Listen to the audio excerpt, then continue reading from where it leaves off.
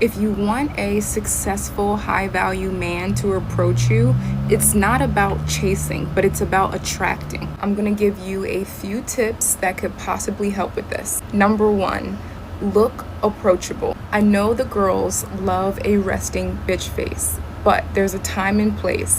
When you are in environments with other people, it is okay to do a slight smile.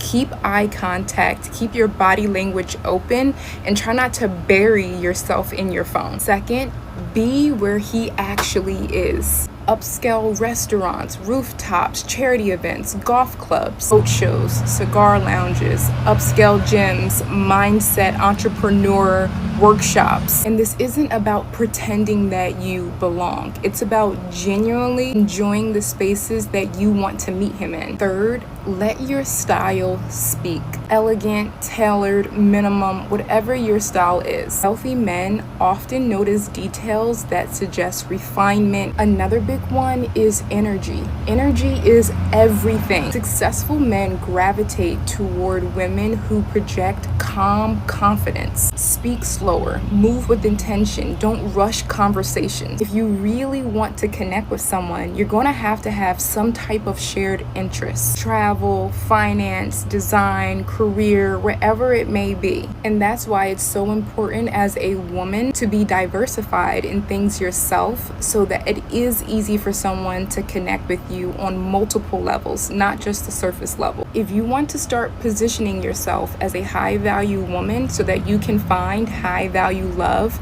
click the link in my bio and download my blueprint. So it's literally just what she said. Just know that we too have to work up on ourselves as individuals in order to attract. You become what you attract, or you attract what you are in some cases, which is not in all cases, but in some cases that is true.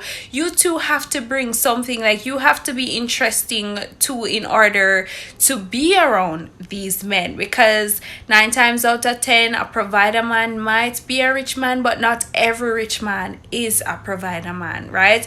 Because they're smart too. Sometimes they know that the only reason why you're at this event is because you are seeking and you're out fishing, you're on a hunt for a rich man to take care of you, and there's nothing to you but that, and they can sense that. But when they actually see you and they see that you're actually interested in learning, there's nothing to a man that when he sees that you're interested in something that he's also interested in, or that he also has knowledge in, and he's just genuinely want to help you out there. And it doesn't always have to be about attracting a man that is going to provide for you. It can just be about building like friendships and connections with person within the field of finance or tech or whatever it is that you are interested in, and something smart sparking from that, like genuine spark, and not just like a witch hunt or a hunt for a man to provide for me.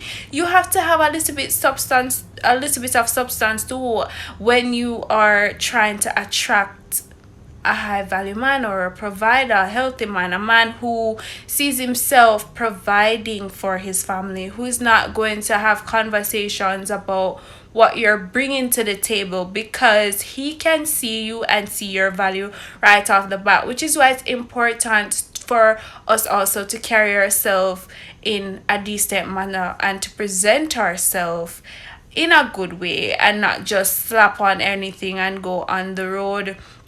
We need to love on ourselves a little bit more. It's not about what the man wants, but how we need to start to take care of ourselves. Just love on ourselves a little more. And this does not mean a lot of fake hair or nails or anything like that, but just loving ourselves anymore. When someone loves themselves, you can see that also, and he will be able to see that yes, she loves herself. So I'm going to go into her life and love on her a little bit more.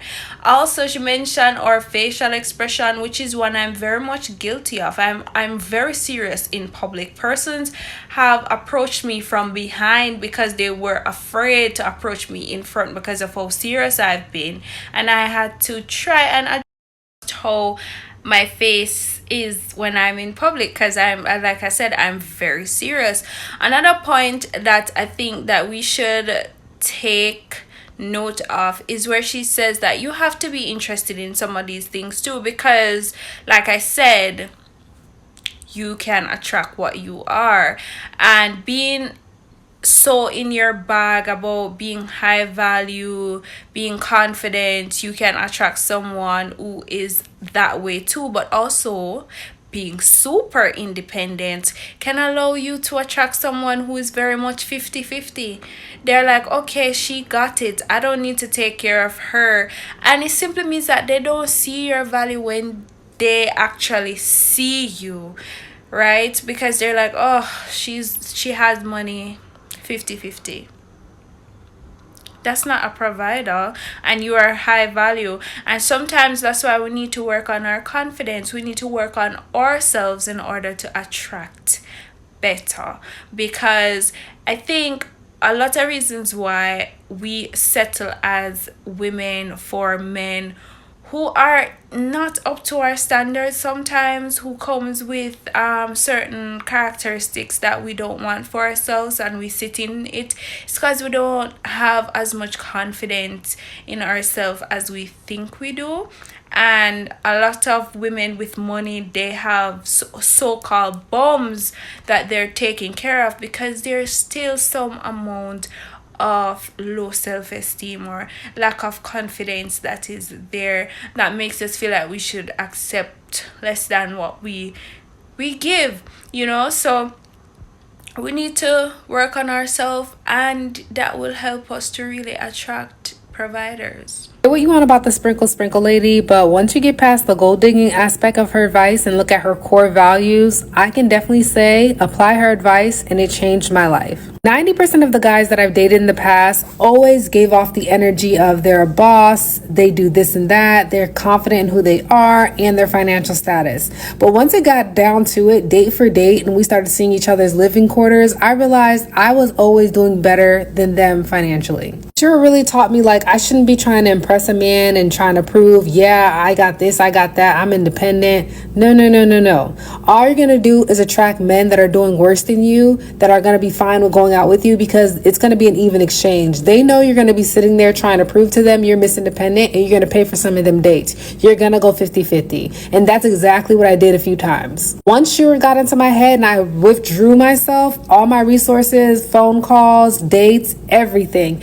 I remember last guy I dated calling me upset that I stopped calling him, that I stopped engaging in conversation when he wasn't giving me anything that I wanted. And it made me realize it's no fun when the rabbit's got the gun. I finally yielded the results that I wanted while dating. I finally started dating men of quality, of stature. I started to know exactly what to look for on date one. Don't make it an interview, have fun, make sure they're talking about themselves. They're gonna feel like it's the best date they've been on because all they did was get their ego stroked while you collected information in the background. Once I applied her advice, I got taken shopping 3 times on a first date. Yes, 3 different guys took me shopping on a first date. Can you believe it? I couldn't either. I used to think that was a myth. Money in my hand, things taken care of. It just was like, wow. I understand why she says date the men that actually like you. You shouldn't be worried about liking them. You should figure out, do they actually like you? Because everything is going to be easy. These small talk conversations about what a woman should be aren't even going to be on the table. They're going to be investing in you, intriguing you, and making you a better woman, I promise. So instead of me having to clock in for those 40 hours a week to buy the makeup that those men took me shopping for, I just had him do it. I didn't even expect it. I didn't suggest it. I just did what she said. Then you're going to ask me, what did she say? That's another video. Alright, so now this goes back to what I was mentioning before about like hyper independent women. Like, I am also guilty of that. I'm very much guilty of a lot of these videos that you see me sharing on this channel, because I am trying to rewire my brain into understanding that these partners exist and I need to stop certain things that I do. I am very much hyper independent. Just like she mentioned, when you do those things, you attract the men who love women that don't really need them, or women that they can just get away with things with because you are easy to deal with.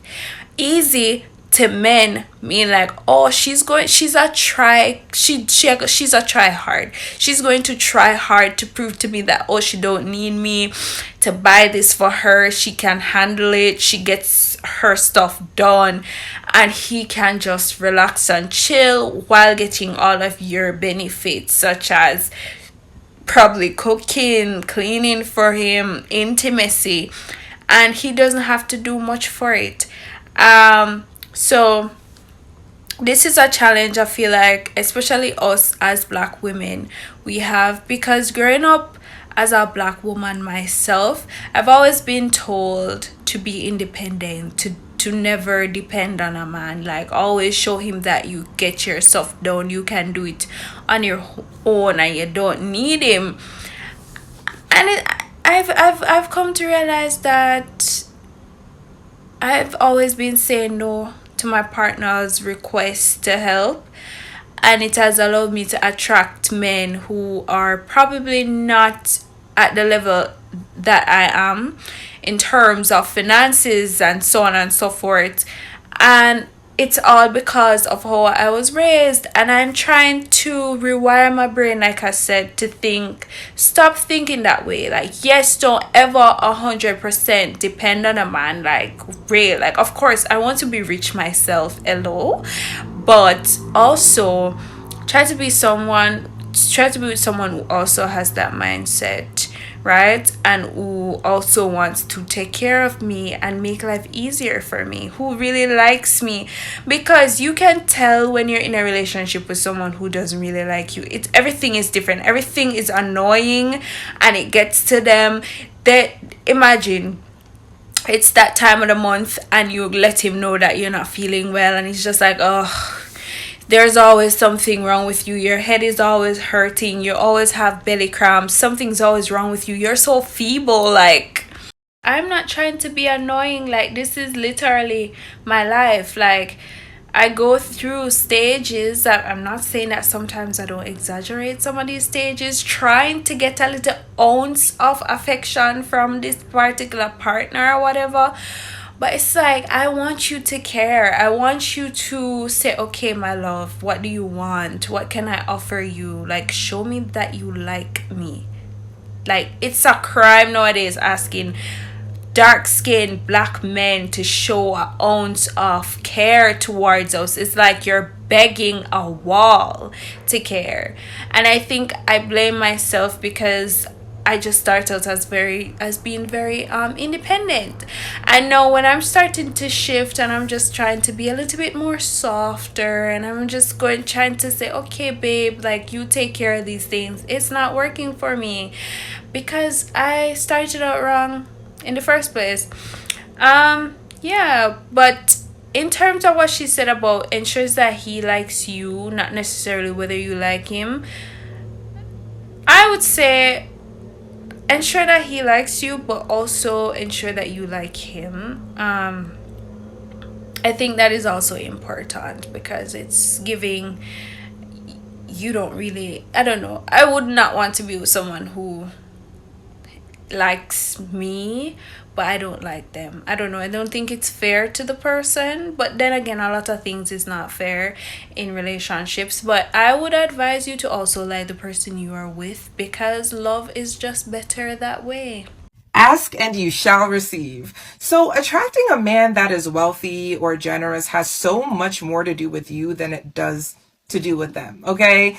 Men are they're regular people. Whether they have money or not, a man is a man. And there are going to be certain things that a man is going to generally be attracted to no matter what. Things like confidence, things like good hygiene, things like being feminine. These are things that traditionally any man, would be into. So what I would recommend for you is that no matter where you're going, you always make it a priority to present the best version of yourself, whatever that looks like to you. Some girls like makeup and really nice hairstyles and beautiful clothes and all of that. If that's not your style, that's totally fine. That doesn't mean that you can't attract that type of guy. It just means that it has to be the best version of whatever that is. And you always need to be clean, and the hygiene needs to be on point, okay, at the bare minimum. So if you're going out to the mall, like where I met the guy from LA, or you're running errands or whatever it is, make sure that you're wearing something that makes you feel good, something that has you looking presentable and put together, because you never know who you might meet. And the important part, past just superficially looking your best, is really more so the way that it's going to impact the way that you carry yourself. So when you look good, you're going to feel good. And when you feel good, you're going to have a good energy about you. You're going to be more open and approachable and receptive to people approaching you. And that's a big thing too, is if you're not feeling good about yourself, or you don't think that you look good, it's going to be harder then to engage in a conversation with a potential wealthy man or whoever it is you're looking for. And girls, let me say one more thing. You need to find ways to be able to have things of your own, so that you are not reliant on men to buy things for you. All these bags you see back there, I bought it. I bought it. And it's honestly, it is a little bit of a flex. And I'm just going to say that when you're able to do things for yourself, you're not going to be desperate for a man to do anything for you. And that's so, so important, because they can feel that. There's a different energy that you have when you are a boss in and of itself. You don't need someone else to do anything for you. It's just icing on the cake. And to be honest, that's what a lot of these wealthy men like to do, is they want to treat you. They don't necessarily want to pay, your rent, because that seems like you need them, and they don't want to be needed. They want to be desired and wanted. Okay. So I hope that helps. Come back. I will be giving you more tips on, how to get the type of guy that you're looking for. Right. So she literally sums up everything that I've been saying from the start in regards to just keep loving on yourself. Keep loving you, because the more you love on yourself, the more you're able to present yourself better. You dressed better. It doesn't mean that you need to go on a shopping spree. It's like you see your closet a little different. You see your style a little different. You put pieces together a little differently. The same pieces that you've had all along. And you carry yourself very well when you start to just love on yourself. And as I mentioned before, they can see that. They can see the good vibes, the energy just exuding from you. If you're someone who is just in the space because, I want a rich man, and I want a rich man now because I want him to do this and pay all my bills, they can also sense that, and they're going to use that against you. Get what they want and move on. And sometimes you don't even get that rich benefit that you were hoping to get from them. So work on you for you first before you try to work on yourself, because you're trying to get a certain thing into your life. Like, do things for you first. And as she mentioned, don't just want a man to take care of you and you not have anything. Like I've said before in the earlier part of reacting to these videos on this channel, I said don't ever be 100% dependent on a man. It just doesn't that's not safe. That's not a safe place to be in, and I wouldn't want that for anybody, because we want that money for ourselves too. So just be a little bit more confident. Just love on yourself a little bit more. Grow for you first before you start to think about growing for others. You want to attract that protector, provider, masculine, I want to be your hero kind of man that bends over backwards to make your life happy and easy, then this is exactly what you need to do. Your physical life, especially your relationship, is nothing but the mirror reflection to what you believe about yourself, what you expect of them, and how you think that love works for you. So to the degree that you value yourself is exactly how others are going to value you too. If you don't think you're good enough, if you don't think you're worthy, and if you don't think that love ever works out for you, if you don't think that people bend over backwards for you because they don't want to, then that's exactly what you're going to get. So this is why we do a high value woman glow up. You are going to become the luckiest girl in love by falling head over heels in love with yourself. You internally have to reprogram your subconscious mind to believe that you are the fucking prize. You're healing abandonment and rejection wounds so that then you're not constantly looking for issues and danger. Whatever you tell your mind is the truth, it then has to prove to you. You need to know your worth and your value, that you're luxury, limited, one of a kind, and that you are very, very expensive, so that the person you're with or the person you're dating or going to attract knows and believes in that too. And then from that very high self-worth and value, you can step into your feminine, relaxing and receiving. When you believe that you're enough, when you believe love works out for you, and when you believe that you deserve that kind of princess treatment, that protector and provider, it is coming no matter what you do. Right. So believing that you deserve better will automatically help you to just discard or not pay too much attention to those males who are not giving you what you want or what it is that you're looking for. Because a lot of times we don't work on our confidence, we don't work on ourselves enough, and we're still a little insecure with certain things, and we feel like we don't deserve certain things. And when you start to do that inner work now, when you start to realize that this life is possible for me, and you have the patience to wait for that life to come to you, you are now able to, as I said, not give attention to men who are not that. So let us start doing the inner work as soon as possible. Like, we have to work on ourselves first in order to reap that. And I know it's not the case for every person, and being on social media you might see someone who might have not gone through all of that, but like I said, do things for you first before you try to go ahead and do them for others. So let us gain our confidence so that we can identify counterfeits or just things that are just not what we're looking for.